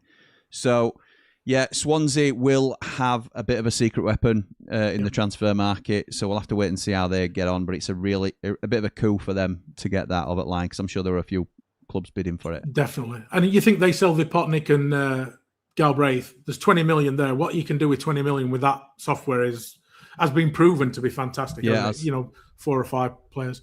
So a bit of a change now. Paul Mullin leaving Wrexham. It's a bit of the end of the old guard, isn't it, for Wrexham? This, with him coming to an agreement that he's going to move out. Went to Wigan last year, didn't really work at Wigan for him. Went to Bradford on loan as well, didn't he? Last season, didn't do great, did okay. And it's just like the next stage of Wrexham's deals, evolution. You know, and where they move. Evolution, great word, yeah. And he's done really well for him. And I just thought, well, you thought, put it up, and it's a great call, really. That it's the changing of the guard, isn't it, at their club? Absolutely right. I think it was worth a mention because he was the Golden Boot. He had the Golden Boot in League Two. Yeah. When he signed for Wrexham in the National League, and he had like big Cambridge, EFL, Cambridge, weren't he? Yeah, Cambridge. They named a stand after him, didn't they? He had big EFL club. They might have done. I'm sure they did. If you're saying that, but big clubs were on in the reckoning for him. He could have certainly gone to League One at that time. He went to the National League and he took a chance on himself. There was I believe there were a family element in it where he was moving closer to home because he's a Scouse lad and. You know, it's not too far from where he's got an autistic child as well. He wanted to be near family, didn't he? Absolutely. So and when you hear stories like that, and listen, he's gone for big money, and they've Wrexham overpaid a lot of players at the level, which is why I certainly was a bit sour on him to begin with, and I think other people were as well. But ultimately, you know, stories like that, you have to admire that he's looked after himself financially, but his career has taken a bit of a backseat because of his family situation. Yeah. So he then went on to do brilliant things for Wrexham. And I think this has summed Wrexham up as a club, really, in terms of they've compensated him really well. They've got the best out of him. And then as they've gone through the leagues, he's still contributed for him. In League One, he was still a real player for him. And he's just not been able to live up to the level. So they have been ruthless, essentially, and businesslike, and cut ties. And it doesn't mean they're not very appreciative. He will go down as a modern day club legend for them because of a bit like Phil Parkinson. Because at some point, maybe soon, maybe in the next year, 2 years, Phil Parkinson will get the sack because if he can't take Wrexham to the Premier League, because they will continue to evolve at speed, and they have got the finances to do it. They won't be satisfied at 4 in a row or whatever it was, and then let's just consolidate as a Championship club. The golden goose is to get to the Premier League, and they've got the backing to be able to do that. So if somebody with a really big reputation becomes available, and Phil Parkinson's not doing the business, they find themselves in the bottom half. Wrexham will make that call, but again, it's, you know, it doesn't affect Parky's legacy at Wrexham then, because the other side to all of this, no matter what your opinions are on them overpaying and sort of buying their way out of the leagues, firstly, you can always chuck money at clubs and it doesn't necessarily work, so you have to spend it in the right way. I will have to concede that, because loads of clubs have had a go and not made it work, so they have had that. They have done very well with the money. But it's also the fans as well. And I've been very vocal about Wrexham previously. And then when you take a step back and you realise, like, well, it's not the fans' fault, first and foremost. So, you know, it's not really fair me not spinning a narrative, but just always on at Wrexham for, you know, what I perceive. We would have all taken that. If we'd have been still in League One, for example, as Sheffield United, even though we're historically a much bigger club, if Hollywood owners come in when we're at bottom of League One and take us to the promised land, and you know, we are mixing it in documentaries and, you know, Hollywood superstars, every fan of every club takes it. So I think there's a little bit of the green-eyed monster, really, but also just let the fans enjoy it, I suppose. So yeah, so I think it's right that we mentioned Paul Mullin, because he is now, like you say, it's the end of that cycle of players, I think, really, that's brought them through the leagues, and they are a different club now. They've quickly evolved, and they're now seen as a decent Championship club that will likely try and kick on this summer again. So we'll see what they do. But yeah, I thought it was worth mentioning, and yeah, fair play to Paul Mullin, who I'm sure will carry on playing, and you know, whether that's League One or even League Two level, but somebody will pick up a decent striker for note there. And the last one is Burnley. Nobody wants to be Burnley boss. What's going on? So they've had Bellamy in, and they've had talks, and they've had more talks, and he's walked away, hasn't he? Apparently, it's due to his staff, wasn't it? They weren't keen on his staff who were going to bring in. Everything were agreed, I think, in terms of Bellamy's personal terms, compensation with Wales.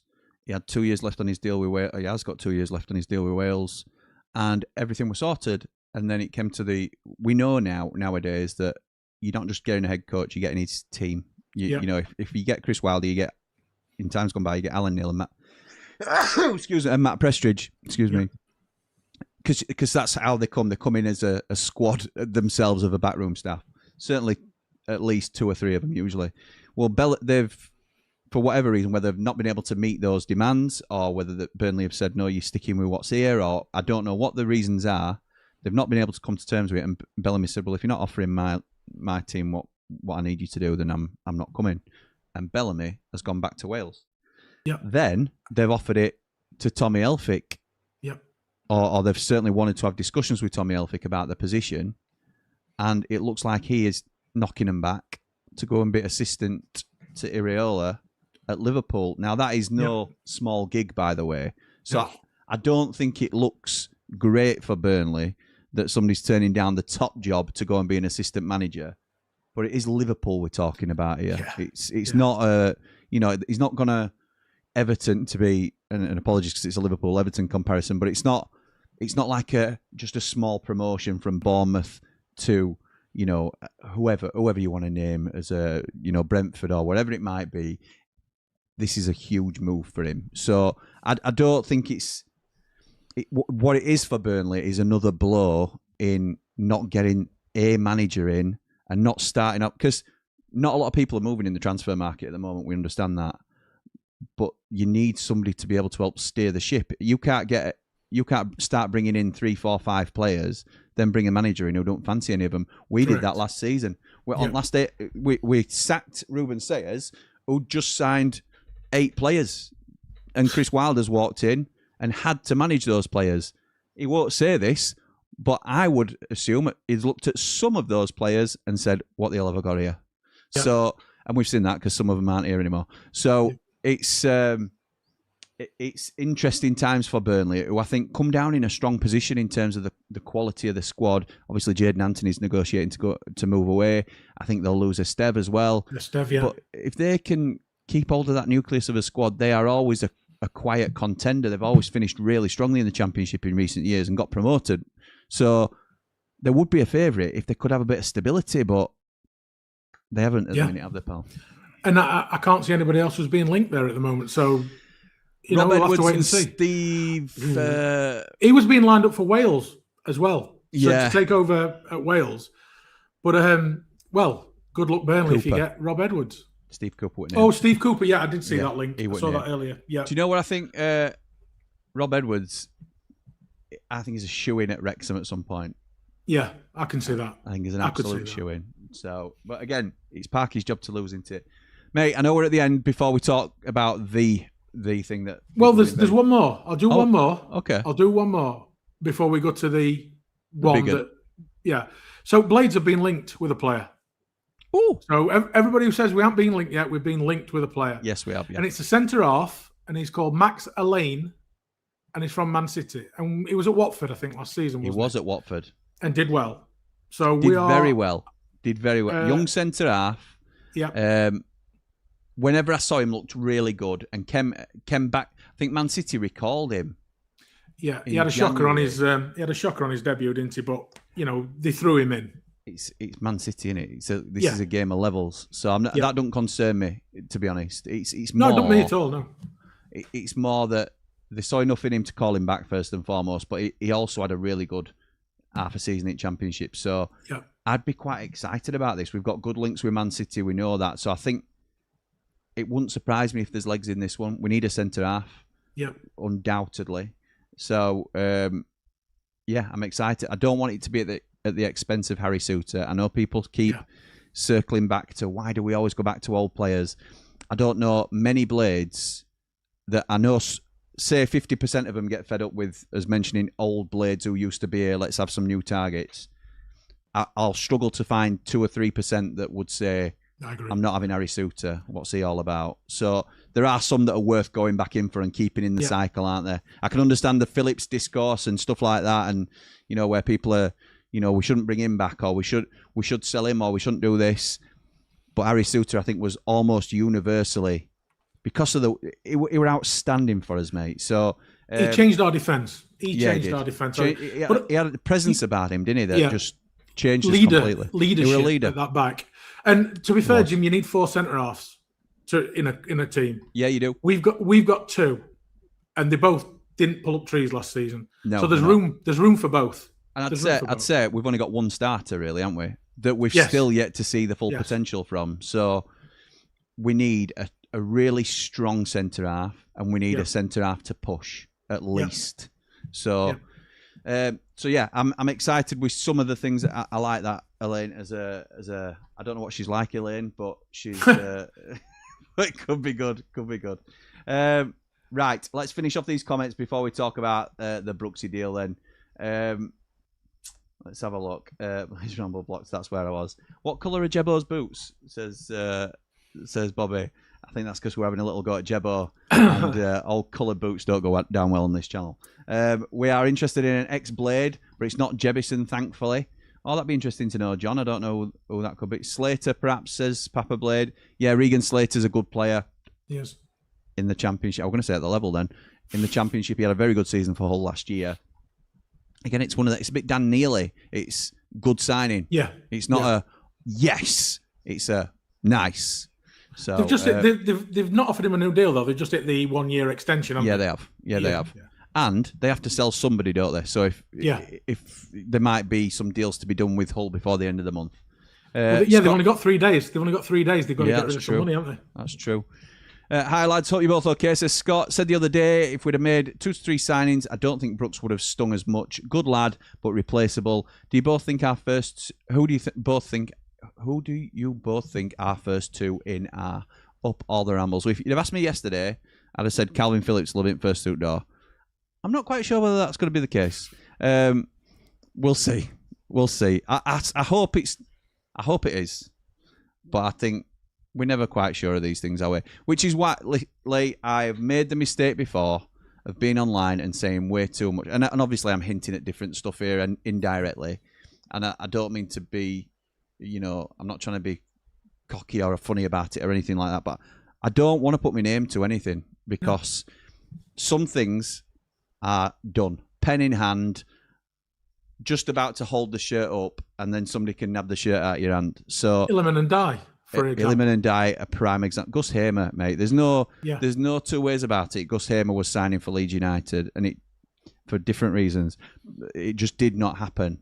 Yeah. But when you put your neck out there and you say, I'm pretty sure Gus has gone to Leeds now, then when it doesn't happen, it's just not worth the backlash. So I'm not getting into the weeds of any of it. I would have been pretty confident saying Calvin Phillips comes through first. I'm still wondering it could happen. I think there's a chance of it still happening. I don't want to say it's off or anything like that, but I'd like to think Harry Souttar's in the mix for if we're talking about our second one.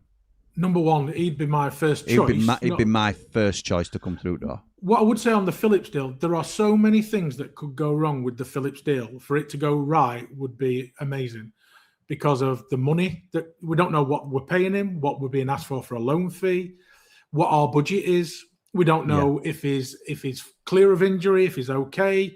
We don't know anything of it, Jim. It were a low risk financial outlay for us. First time and second time. Okay. The deal in principle was very favourable to us again, but it's still money for old rope if he's not going to be available, isn't it? Yeah. So it don't matter whether you're paying him 10 grand or 40 grand. If he's on treatment table, then it's a waste of money. So correct. That's not too many of them.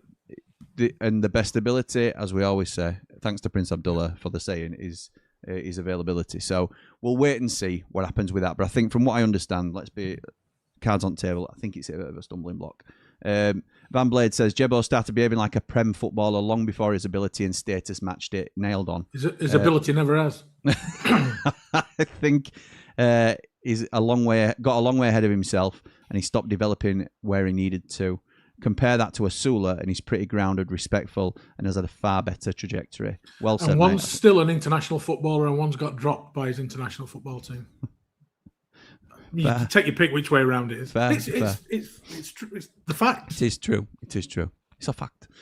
Jonathan says, West Ham remind me of Forest when they first got promoted, signing so many players that new players couldn't get in the 25-man squad. Only difference is Forest had money.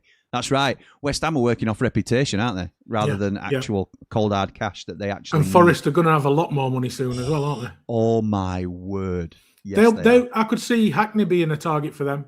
Somebody like that to replace the midfielder. Somebody will be. If Hackney's available for 19 million quid, they're going to have over 100 million quid change from the Anderson deal. So why would you not just add Hackney into the mix? Correct. So because you could go for somebody like, it's probably a sideways move, but somebody like an Adam Wharton, but you're probably spending 80 million of the fee you've just received, aren't you? So it's Forest have got potential now with this money loaded up.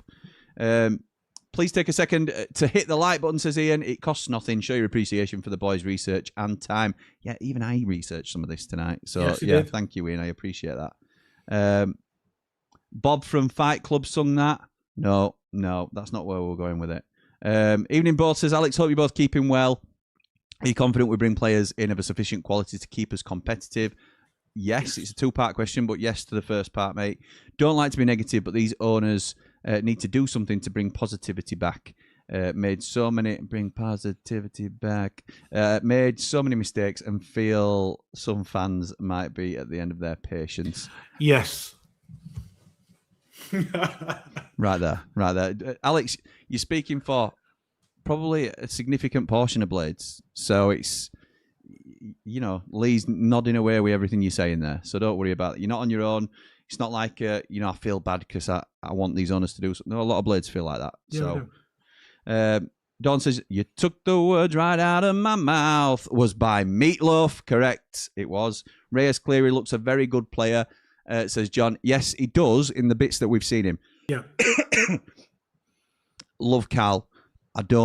He's too biased to give me a serious opinion on any Barnsley players. So if it was another League One footballer, I would take what he said because he knows his stuff. He's very credible, very good. He's a good mate of mine. But Reyes Cleary is not David Ginola like he seems to think he is.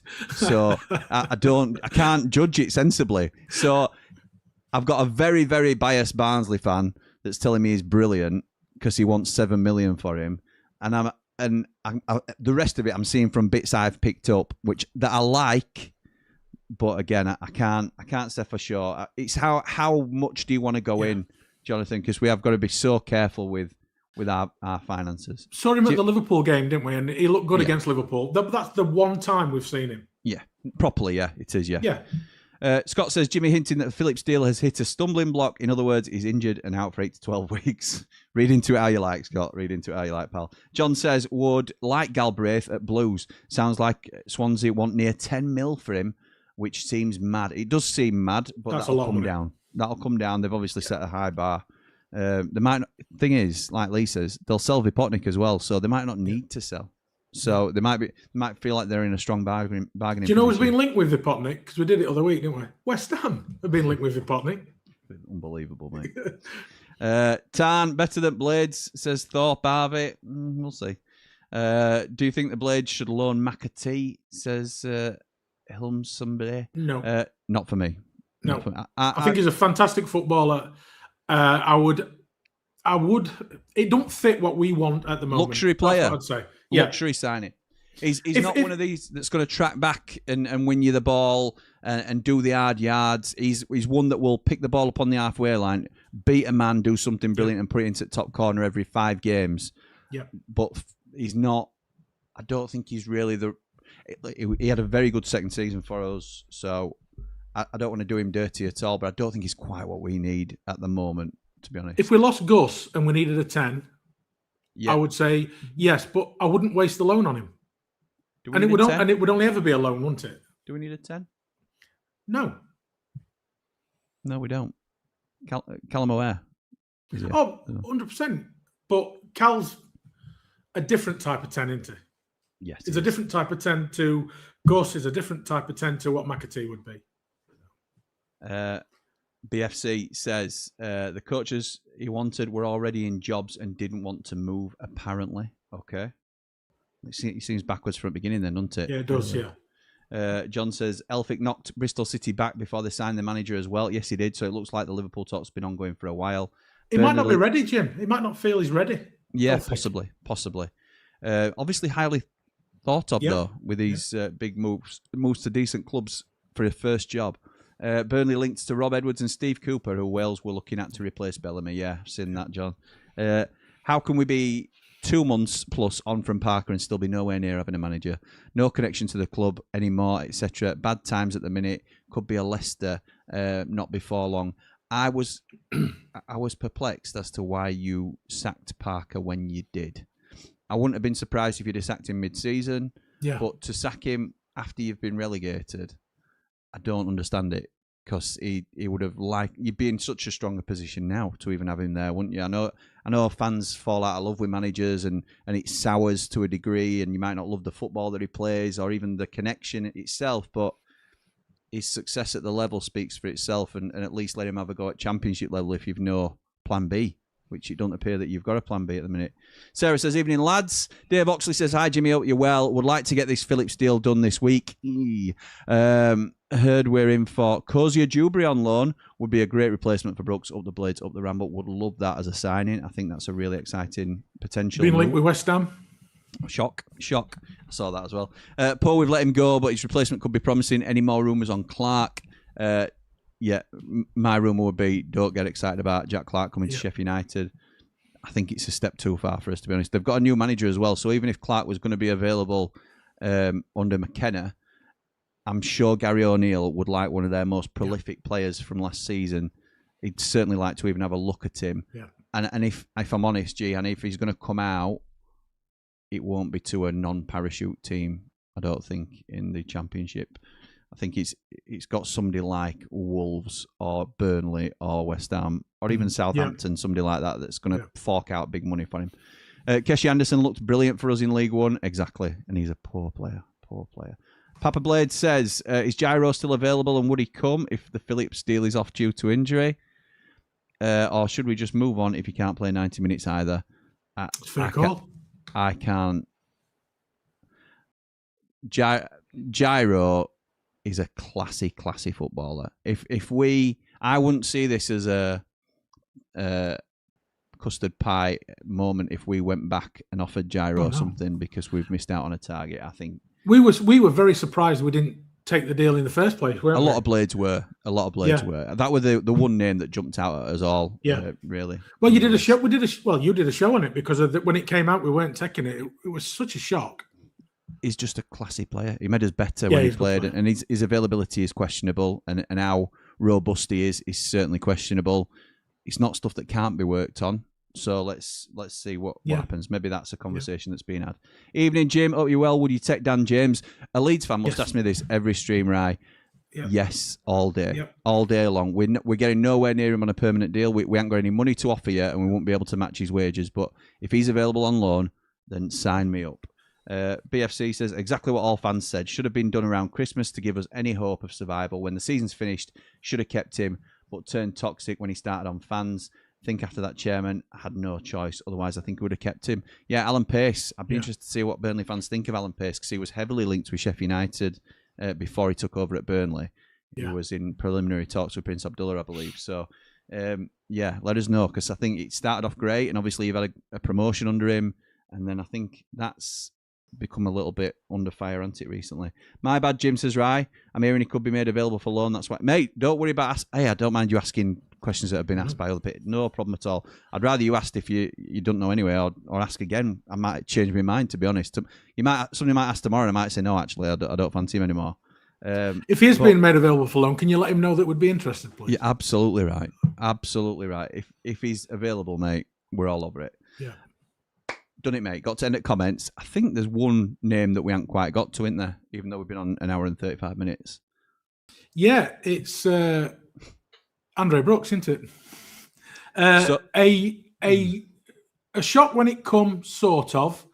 We knew he could have gone because he could have gone in January. Got bids for it in January. I been stated that it's between 8 and 10. We're hearing 10 from Danny Hall, who I trust. Danny Hall is a very good journalist. I've heard it from people I trust as well. So, 10 million quid. But even if it's 8 rising to 10 or 8 to 9, it's all very similar, isn't it? On appearances or whatever it might be, or on promotion even. It's good money from a kid who has got talent, doesn't always show it, but did the second half of last season. Where's his ceiling? And what can we do with that money? His ceiling, I believe, is a mid-table championship team. I honestly do. Maybe pushing to a top level. We don't know how he's going to develop. What we've seen already is too inconsistent. And people say, "Oh, he's young. He's 22. He's played nearly 100 games. He's not young. He's not young in football terms anymore. 100 games is now a seasoned championship footballer." Yeah. I think it's good money. And I don't have a problem with the deal. I think it's good for the kid. It's good for the club, and good luck to him, apart from 2 games a season. I completely agree. I think I've obviously had my say on this, so I won't do it to death. I'm interested if anybody else wants to comment on it before we wrap up, because obviously it's the big deal for Sheffield United, which we have done a couple of streams on already. I were interested to hear what Lee thinks. I've spoken to Lee off air about it and a couple of other lads that I'm close to. I think we're all pretty much on the same page. I think a lot of people were shocked at the way the announcement came about. It just came out of nowhere, really, to a lot of us. Weren't really expecting it to come out as quick. It seems like it's just been done in a couple of days, all sorted. I'm sure there's a lot more to it than that. Yeah. But I think that there's an air of frustration in that because we've not done any business yet. So I think that this all goes into a bit of a melting pot, really. Yeah. We also had a terrible season last year, so people are already quite sloughened by United. I think we've already seen in terms of some of the stuff we've been talking about, people are just a bit low about the club at the minute, and this usually is the sort of time where we pick up again because it's exciting and we're looking at new faces rather than who's coming in round the corner. That's what people want to talk about, but we're losing one of our better prospects here, but they are paying handsomely for it. So, and we're losing him early, which is a good thing. Yeah, absolutely. We wouldn't want this a week before start at season, would we? We're 12 days into the market. 12 days. If we'd have lost him 12 days from the end, we'd be panicking. Yeah, we would. We would. We've got I time. also think, would you want to sign him for 10 million quid? No.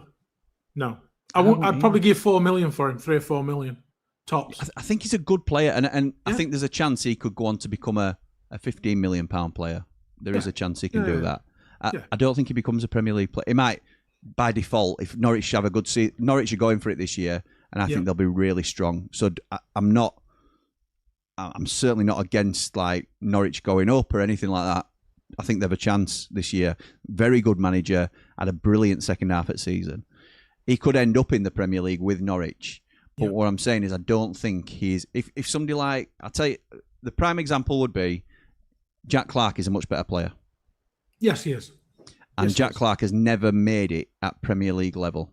So, and he has then bounced back into the Championship numerous times. He might now have get a go with Ipswich finally, which will be just desserts because he's proven it time and time again in the Championship. But he's a better player than Andre. And I know he's gone for more money than Brooks, but that's the sort of standard you're looking at for a Premier League player.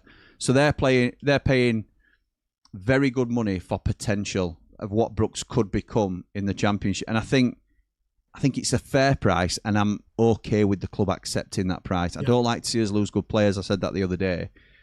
But it all depends on now what we do with it. And that comes back to your original point, Lee, which was it's all right getting the money in for these players on what we think is good business. Yep. I can accept it as good business if that money is now put into the first team to get either a direct replacement for Brooks of a similar or better value, or if we get a couple of players in, or even if we take a a left-hand turn somewhere, and this now allows us to go and pay £4 million for Harry Souttar or whatever it might be. Yeah. Then people will be happy with that because yes, it's a completely different position. It's completely sort of changing around what we're doing, but Harry Souttar and Japhet Tanganga in front of Michael Cooper in this league. What strengthens your team more, keeping Brooks or getting Souttar? Exactly right. And I think it's the logical thing says sell at that price. And again, some fans won't like it because they'll want us to hold on to everybody, and they'll. I think there's some mindset somewhere that says, well, owners should just dig deeper into their pockets. Well, you can't do that now with squad cost ratio. You can do it to a degree. You've got an allowance that you can put in, 33 million over 3 years. Max 15 one season. Max 15 Max 15 in one season. So that is still a huge investment in addition to your overall turnover, which is you're obviously judged at 85% of it, or able to use 85% of it. So we're still talking about big money that they can contribute, but it's not as loose as it once was. So I think it's going to be really interesting to see now what we do. From what I understand, and again, I don't hear loads, because I try and keep myself away from it a little bit. Everybody likes to know what's going off, and I do like to hear it myself, but all the noises out of the club are positive, and that's like from the right people that you'd want to hear it from. Wilder's happy. There's a bit more money to spend than people probably think we've got. There's little things that if your glass is half full and you're saying, is it half full or half empty, try and think of it more as half full, because there are more reasons to be optimistic than not. Doesn't mean we won't sell Sidney Peck, doesn't mean we won't sell Gus or Burrows or somebody else, Femi. We might end up selling another 2. We might, maybe 3. So, no issues. And I know we've had conversations, and I don't mind saying it because I would be of a similar mindset. If we ended up selling all 5 of the names that get regularly talked about, clear the decks completely, and go again with a completely new squad. Yep. You've said revolution, not evolution, haven't you, quite a few times? It's time. The team that we had last season didn't work. We've got some good players, don't get me wrong. We've really got some good players. We finished 13th and lost 22 games. Yeah. The team doesn't work, so change the team. And if that means selling your assets to bring in players that will fit the team ethos and what we want, do it. The one thing in football that is always constant is that the players always leave, whether it be end of a contract, transfers, or retirement. Players always leave your club. Yeah. So just get on board with it. Get somebody new in. You know, I had a really good conversation with Jack in the Platinum chat, and he made some really good points. But Which Jack? I said to him, Positive Jack. I think it was Positive Jack. Yeah. Okay. And we have a few Jacks. We have a few everybody's, haven't we? But Statman Jack and Positive Jack are regular contributors. It wasn't Statman Jack. It was Positive Jack. And I was just saying, you know, nothing is. It's always going to happen that people leave. Just get on board with it.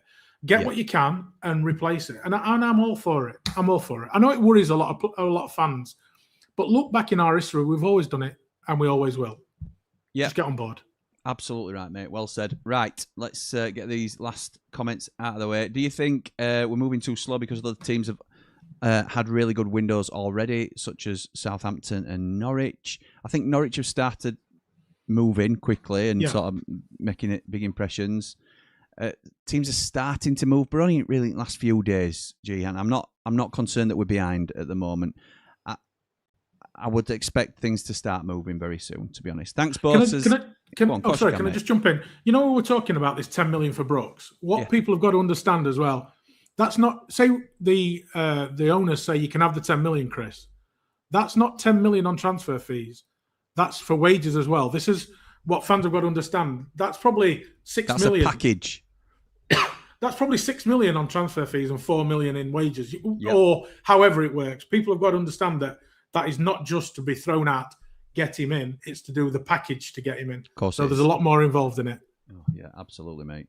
We could do a whole show on how the finances are broken down and stuff, because I'm not sure, it might be quite dry, but it's so complex into it at times, and we're not professing to know it all inside out either. But we can talk to people and get people on if that's something people want to do. Thanks both, excellent stream, and got my juices starting to flow for the new season. Thanks, Ian, appreciate that, mate, as always. Ian, who's our gatekeeper and keeps everybody in order in both here and in our chats as well. Including on us. WhatsApp. Including us. When Lee's out of order as usual. The key to being even... the key will be, even if it's a deal that could go to 10 million, that top line is what goes on the SCR sheets, so certainly helps in that regard. I would say, Jim, your combo video with Cal about Blues, I remember you telling Cal Brooks is one of the better wingers in the division, and he didn't believe me, did he? He all laughed at me. He had a really good, he had a breakout season essentially for us last season, and when he's good, he's very, very good. And it can be unplayable. He went through a very quick purple patch last season where there were about 4 or 5 games where he were up there with best player in division in terms of performances. He's just not been consistent enough for us. I'm not saying he can't reach that level for Norwich, and you know, maybe it's a good move for him. Maybe in that sort of different setup it might work for him. But time will tell. To the point where I actually said it to him at the do, because I'd been very critical of him in the season, to the point that it was as if he didn't want to talk to me when we spoke a few times. It was. You know, so you had a chance to say your piece, and that's good that you got to have that, though, isn't it? Really? I just said I think you did really well second half of the season, so well done. Because I slated him at the beginning of the season. So, but I was really impressed with how humble some of the players were. With some of the criticism that they've had across the season as well, and sort of, I know we've not been good enough, or I know I've not been good enough, and what you say is fair and stuff like that. So Liam says, evening lads, hope you both well. Was gutted about Brooks, but if it means signing Suter and Dan James in on loan, we've upgraded in 2 areas. Up the blades up all the rambles. Please like and subscribe. Thank you, mate. A question for you both. Do you think there's a chance we go for Mikey Johnston or not, lads? I'm getting a bit worried as only close to Phillips by the sounds of it. Could Gyro stay now or not, lads? Like and subscribe. But we have to understand that Gyro has left the club. He's yet to sign a new deal with anybody else, so that doesn't mean he can't return, but he's not officially on the books. So if players are back in now, so Gyro's not part of those players that are back in for testing and stuff like that. So he's not a Sheffield United player at the moment. Doesn't mean there's not a door there to be opened if the club want to do that, and if the player wants that. Mikey Johnston, I would love, but I expect West Brom to be better next season, and they, much like us with Brooks to Norwich, they won't want to sell to a divisional rival. So it might be a case of we'd have to put up some big money for Mikey Johnston, and will we be willing to do that? I don't, because again, I think we'll be careful with where we put our money. Doesn't mean he won't be on a list. I'm sure he will be. Good player at the level, and it's just we're picking off each other, aren't we? A little bit at the level, yes, definitely. The thing on Mikey Johnson coming off a bad injury as well at the end of last season, so that'd be a bit of a worry because he didn't finish the season, did he, Mikey Johnson? That's true. And also on the Gyro thing, if there was a deal to be done, I think Gyro would be up for it, because the way we spoke to him, we got very lucky to speak to him, and he was absolutely loving the city and he really enjoyed it at the club.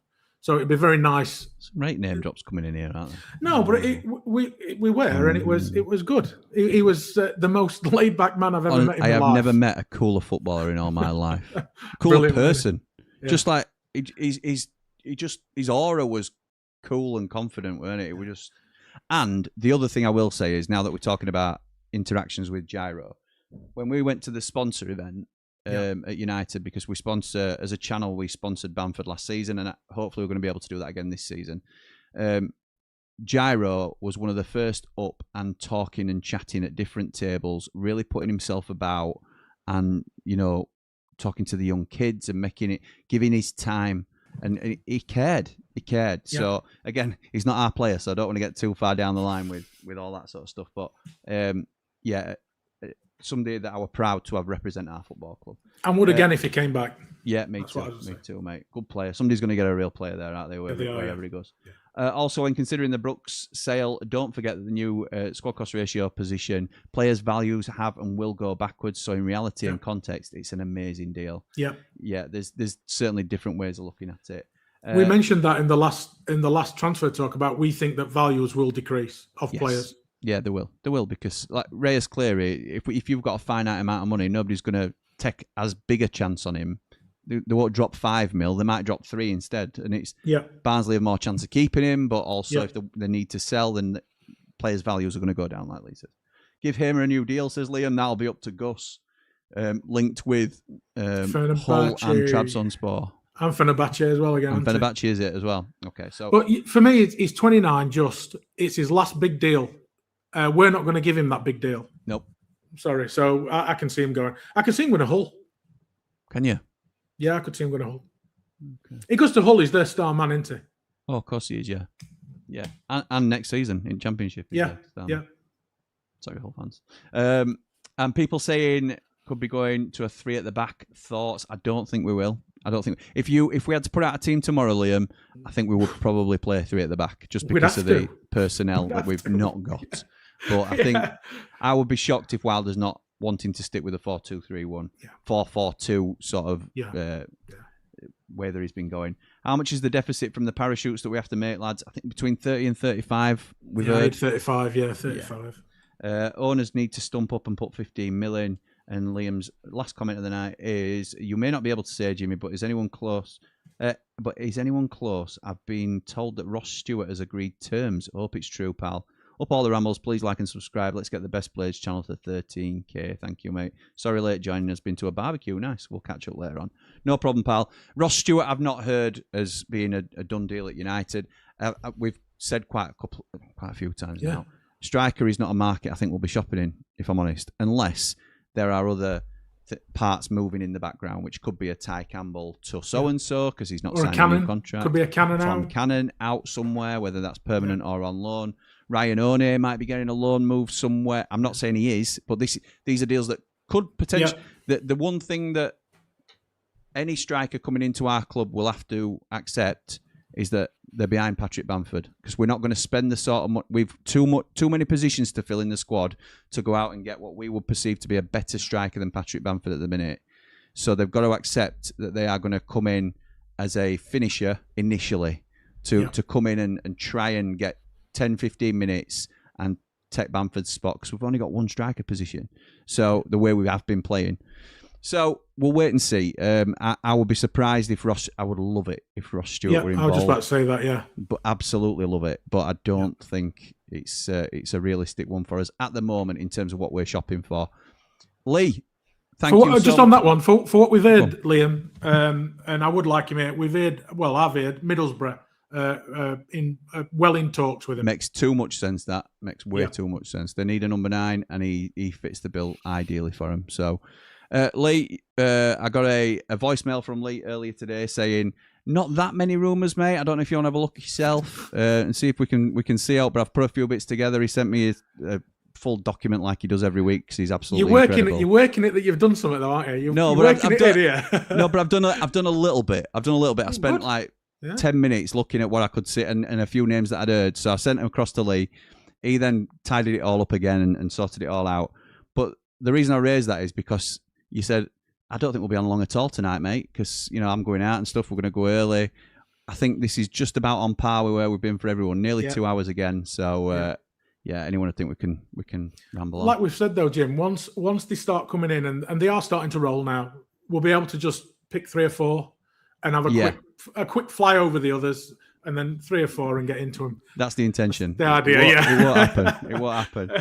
Mr. Moore says, Hull fan here. From what I hear, Hamer is not a goer for us. Targeting younger players as a priority. Hamer doesn't have much of a resale value at 29. Would be very surprised. Also, definitely staying up. I hope you do stay up. I'd love that. Ollie McBurney, John Egan, Regan Slater would love it if the Hull boys did well this season.